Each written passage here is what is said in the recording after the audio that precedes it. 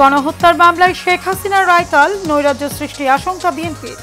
পরিস্থিতি নিয়ন্ত্রণে সব বাহিনী প্রস্তুত জানালেন স্বরাষ্ট্র উপদেষ্টা। নির্বাচনে লেভেল প্লেইং ফিল্ড নিশ্চিত করতে চাই কমিশন, বললেন সিসি। সুষ্ঠু ভোট আয়োজনে সহযোগিতার আহ্বান। কঠিন চ্যালেঞ্জ মোকাবেলায় সেনা সদস্যদের প্রস্তুত থাকার নির্দেশ সেনা প্রধানের। যুগোপযোগী প্রশিক্ষণের উপর গুরুত্ব আরোপ। এবং লিবিয়া উপকূলে ২৬ বাংলাদেশি নিয়ে নৌকাডুবি, ৪ জনের মরদেহ উদ্ধার।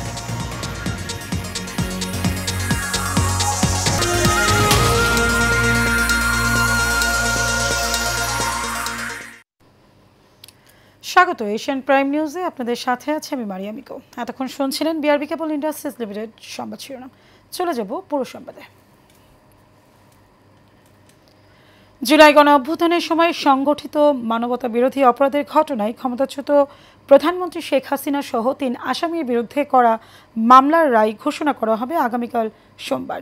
বিচারপতি মোহাম্মদ গোলাম মর্তুজা মজুমদারের নেতৃত্বাধীন ৩ সদস্যের আন্তর্জাতিক অপরাধ ট্রাইব্যুনাল বৃহস্পতিবার এ মামলার রায়ের এই দিন ধার্য করেন। ট্রাইব্যুনালের ওপর 2 সদস্য হলেন বিচারপতি মোহাম্মদ শফিউল আলম মাহমুদ ও বিচারক মোহাম্মদ মহিতুল হক এনাম চৌধুরী। শেখ হাসিনার মানবতা বিরোধী অপরাধের মামলার রায় সরাসরি সম্প্রচার করবে বাংলাদেশ টেলিভিশন। একই সঙ্গে ঢাকা শহরের বেশ কয়েকটি জায়গায় বড় স্ক্রিনে রায় ঘোষণা সরাসরি সম্প্রচার করবে সংস্কৃতি মন্ত্রণালয়। এছাড়া প্রচার করা হবে আন্তর্জাতিক অপরাধ ট্রাইব্যুনালের ফেসবুক পেজেও। শেখ হাসিনার পাশাপাশি এই মামলার ওপর 2 আসামি হলেন সাবেক স্বরাষ্ট্রমন্ত্রী আসাদুজ্জামান খান ও পুলিশের সাবেক মহাপরিদর্শক চৌধুরী আবদুল্লাহ আল মামুন। এর মধ্যে সাবেক আইজিবি মামুন রাজ সাক্ষী হিসেবে জবানবন্দি দিয়েছেন। মধ্যে উনি আপিল করতে পারবেন যদি উনি গ্রেফতার হন অথবা উনি ট্রাইব্যুনালে এসে সারেন্ডার করেন। আদারওয়াইজ স্টেট ডিফেন্সের অ্যাপিলেট ডিভিশনে অ্যাপিল ফাইল করার কোনো এখতিয়ার নেই। আমরা চেষ্টা করেছি গণমাধ্যমের আপনাদের মাধ্যমে সারা জাতিকে সাথে নিয়ে এই বিচারটা করতে, যেন শুধু বিচার হচ্ছে না, বিচারটা যে ন্যায় বিচার হচ্ছে এটা যেন জাতি জানতে পারে। এই জন্য আমরা একটা বড় অংশ প্রসিডিংস লাইভ করেছি। আমরা কি এখানে উপস্থাপন করছি, কি সাক্ষী এখানে এসে সাক্ষ্য দিচ্ছে, প্রতিদিন কোর্ট প্রসিডিং শেষে আপনাদের সাথে কথা বলছি, সাক্ষীরা নিজেরা এসে কথা বলছে। শেখ হাসিনার রায় নিয়ে দেশে একটি মহল নৈরাজ্য সৃষ্টির পায়তারা করছে বলে অভিযোগ করেছেন বিএনপির মহাসচিব মির্জা ফখরুল ইসলাম আলমগীর। জাতীয় প্রেস ক্লাবে মৌলানা ভাসানীর ৪৯তম মৃত্যুবার্ষিকী উপলক্ষে আয়োজিত আলোচনা সভায় প্রধান অতিথির বক্তব্যে তিনি এই অভিযোগ করেন। মির্জা ফখরুল বলেন, কিছু মহল পরিকল্পিতভাবে দাবি তুলে নির্বাচন বিলম্বিত করতে চায়। বিস্তারিত মণ্ডলের নামে রিপোর্টে। মাওলানা আব্দুল হামিদ খান ভাসানীর ৪৯তম মৃত্যুবার্ষিকী উপলক্ষে এই আলোচনা সভার আয়োজন করেন বিএনপি। এতে অংশ নেন বিএনপির মহাসচিব মির্জা ফখরুল ইসলাম আলমগীর সহ দলের সিনিয়র নেতারা। আজকে পরিকল্পিতভাবে এই বাংলাদেশে একটা অনিশ্চয়তা সৃষ্টি করতে চায় এবং তারা বিভিন্ন রকম দাবি তুলে নির্বাচনকে ব্যাহত বা বিলম্বিত করতে চায়। আহ্বান জানাবো সমস্ত রাজনৈতিক দলগুলোর কাছে যে কাল বিলম্ব না করে নির্বাচন প্রক্রিয়াকে সমর্থন জানিয়ে এই দেশের মানুষের তাদের যে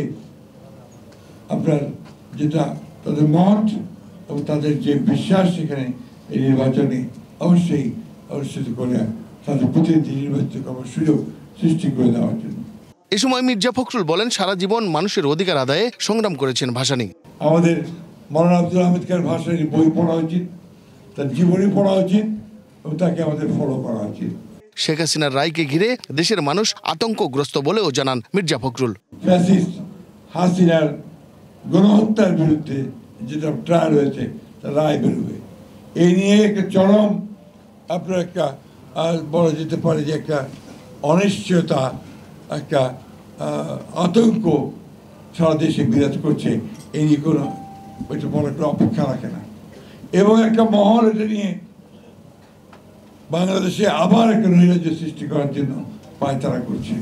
হতাশা ও অনিশ্চয়তা থেকে উত্তরণের জন্য নির্বাচনের কোনো বিকল্প নেই বলেও জানান বিএনপির মহাসচিব মির্জা ফখরুল ইসলাম আলমগীর।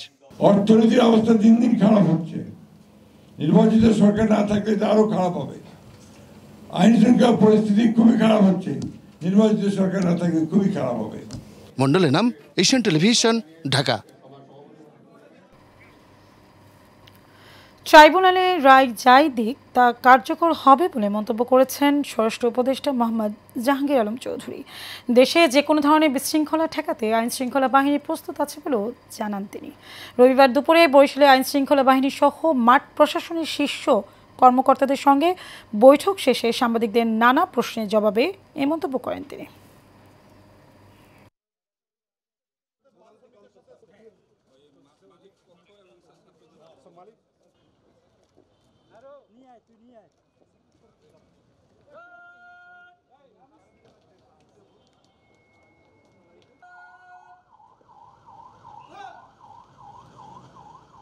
দেশের আইন শৃঙ্খলা পরিস্থিতি যে খুবই ভালো আমি বলবো না, খুবই খারাপ আমি বলবো না, এটা সন্তোষজনক।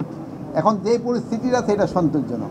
প্রশাসনের কাছে হলো ইলেকশনটা যেন ফ্রি, ফেয়ার, ক্রেডিবল এবং উৎসবমুখর হয়, এটার জন্য তাদের প্রস্তুতি গ্রহণ করা। তারা অলরেডি মাঠ প্রশাসন কিন্তু এই যে ব্যাপারে প্রস্তুতি নিচ্ছে এবং নিচ্ছে, এই দুটোই তারা করে যাচ্ছে। এবং আমি আশা করব যে এই ইলেকশনটা খুব ফ্রি, ফেয়ার, ক্রেডিবল এবং উৎসবমুখর হবে। বাংলাদেশ জামায়াতে ইসলামীর সেক্রেটারি জেনারেল অধ্যাপক মিয়া গোলাম পরোয়ার বলেছেন, সরকারকে গণভোট নিয়ে জনমনে সংশয় দূর করতে হবে। রাজধানী মগবাজার আলফালা মিলনায়তনে 5 দফা দাবিতে আন্দোলনরত 8 দলের যৌথ সংবাদ সম্মেলনে তিনি একথা বলেন। এ সময় তিনি দাবি আদায়ে 8 দলের কর্মসূচি চালিয়ে যাওয়ারও ঘোষণা দেন। মিয়া গোলাম পরোয়ার বলেন, জুলাই সনদে যেসব বিষয়ে অস্পষ্টতা রয়েছে সেগুলো প্রধান উপদেষ্টাকে দ্রুত স্পষ্ট করার আহ্বান জানাচ্ছি। নির্বাচনের আগেই গণভোট আয়োজনের যৌক্তিক কারণ 8 দলের পক্ষ থেকে বলা হয়েছিল। তারপরও প্রধান উপদেষ্টা তার ভাষণে একই দিনে জাতীয় নির্বাচন ও গণভোটের কথা বলেছেন। এ কারণে জনমনের সংশয় ও বিভ্রান্তি তৈরি হয়েছে। এই সংশয় সরকারকেই দূর করতে হবে।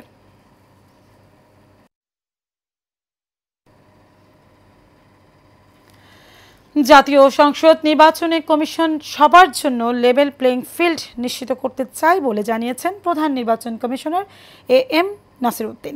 সকালে রাজনৈতিক দলগুলোর সঙ্গে নির্বাচন কমিশনের দ্বিতীয় দিনের সংলাপের সূচনা বক্তব্যে তিনি একথা বলেন। আগারগাঁয়ে নির্বাচন কমিশন কার্যালয়ে এই সংলাপ হয়। সুষ্ঠু ভোটের পরিবেশ নিশ্চিতে রাজনৈতিক দলগুলোর সহযোগিতার দরকার বলেও জানান সিইসি। এর আগে সকাল 10টা থেকে 12টা পর্যন্ত গণফোরাম, গণফ্রন্ট, ইসলামিক ফ্রন্ট, বাংলাদেশ ইসলামী ঐক্যজোট, বাংলাদেশ সুপ্রিম পার্টি বিএসপি ও বাংলাদেশ জাতীয় পার্টির সংলাপ অনুষ্ঠিত হয়।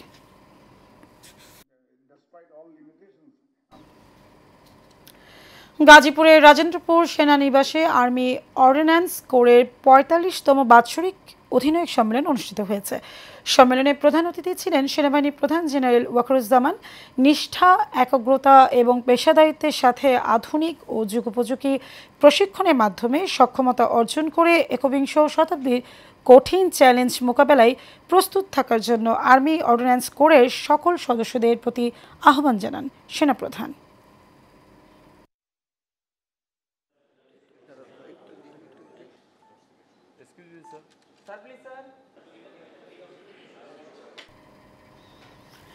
এবার দেশের বাইরের খবর। লিবিয়ার উত্তর পশ্চিমাঞ্চলীয় আল খুমুস উপকূলে 2টি অভিবাসীবাহী নৌকা ডুবে 4 জনের মৃত্যু হয়েছে। এক বিবৃতিতে দেশটির রেড ক্রিসেন্ট এ তথ্য জানায়। সংগঠনটি জানায়, বৃহস্পতিবার রাতে আল খুমুসের উপকূলে 2টি নৌকা উল্টে যাওয়ার খবর পায় তারা। প্রথম নৌকাটিতে ছিলেন বাংলাদেশের 26 জন অভিবাসী, তাদের মধ্যে 4 জনের মরদেহ উদ্ধার করা হয়েছে। দ্বিতীয় নৌকাটিতে 69 জন ছিলেন। এর মধ্যে 2 জন মিশরীয় এবং 67 জন সুদানি নাগরিক। তাদের মধ্যে 8 জন শিশু ছিল।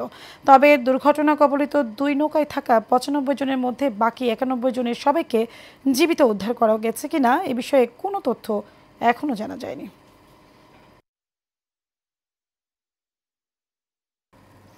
গ্রাম বাংলায় নতুন ধান ঘরে তোলার ঐতিহ্যবাহী উৎসব নবান্ন। শহুরে জীবনে একটুখানি গ্রামীণ ছোঁয়া দিতে গ্রামীণ সংস্কৃতির সবচেয়ে প্রাচীন ও ঐতিহ্যবাহী আকর্ষণ নিয়ে অগ্রহায়ণের প্রথম দিনে ঢাকা বিশ্ববিদ্যালয়ের চারুকলায় উদযাপিত হয় দিনব্যাপী নবান্ন উৎসব। আবির হোসেনের তোলা ছবিতে বিস্তারিত নূর মোহাম্মদ ভুঁইয়ের রিপোর্টে। পোষ তোদের ডাক দিয়েছে, আয়রে ছুটে আয়। অগ্রহায়ণ আসলেই এমন আহ্বানে যেন পুরো গ্রাম মেতে ওঠে। কৃষকের মুখে হাসি ফোটে, জীবনের আনন্দে ঢেউ বয়ে যায়।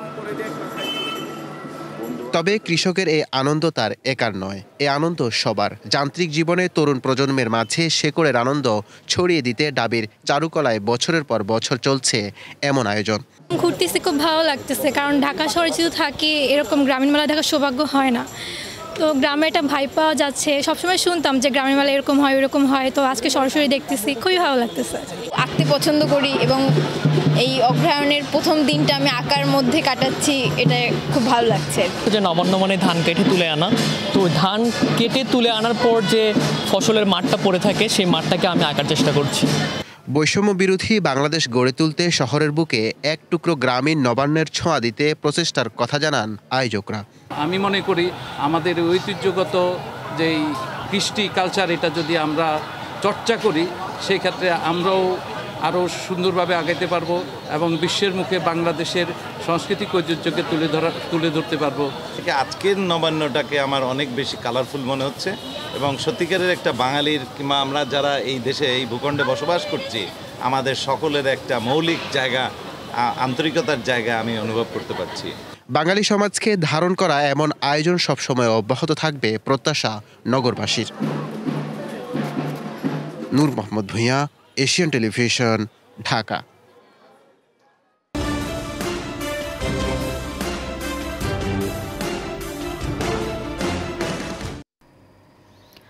সারা বাংলা প্রসঙ্গ। দক্ষিণ পশ্চিমাঞ্চলের মানুষ নির্বাচনী উৎসবে মেতে উঠেছে। দীর্ঘ 17 বছর ভোট দিতে না পারায় এখন মানুষের মধ্যে নির্বাচনী আমেজ বিরাজ করছে বলে মন্তব্য করেছেন খুলনা 4 আসনের কেন্দ্রীয় বিএনপির তথ্য বিষয়ক সম্পাদক আজিজুল বারী হেলাল। দুপুরে খুলনার তেরখাদা উপজেলার ইখরি কাটেঙ্গা ফজলুল হক মডেল সরকারি মাধ্যমিক বিদ্যালয়ে প্রাঙ্গণে দুপুরে তেরখাদা উপজেলার বিএনপির উদ্যোগে কাটেঙ্গা মাধ্যমিক বিদ্যালয় ও শহীদ সরওয়ার মাধ্যমিক বিদ্যালয়ে বৃক্ষরোপণ কর্মসূচি উদ্বোধনকালে তিনি এসব কথা বলেন।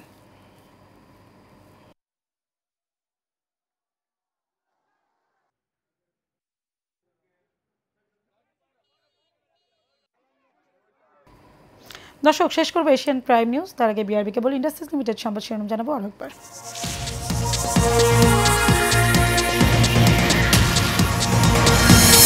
গণহত্যায় মামলায় শেখ হাসিনার রায় কাল, নৈরাজ্য সৃষ্টির আশঙ্কা বিএনপির। পরিস্থিতি নিয়ন্ত্রণে সব বাহিনী প্রস্তুত, জানালেন স্বরাষ্ট্র উপদেষ্টা। নির্বাচনের লেভেল প্লেইং ফিল্ড নিশ্চিত করতে চাই কমিশন, বললেন সিসি। সুষ্ঠু ভোট আয়োজনে সহযোগিতার আহ্বান। কঠিন চ্যালেঞ্জ মোকাবেলায় সেনা সদস্যদের প্রস্তুত থাকার নির্দেশ সেনাপ্রধানের। যুগোপযোগী প্রশিক্ষণের উপর গুরুত্ব দেন। এবং লিবিয়া উপকূলে 26 বাংলাদেশি নিয়ে নৌকাডুবি, 4 জনের মরদেহ উদ্ধার।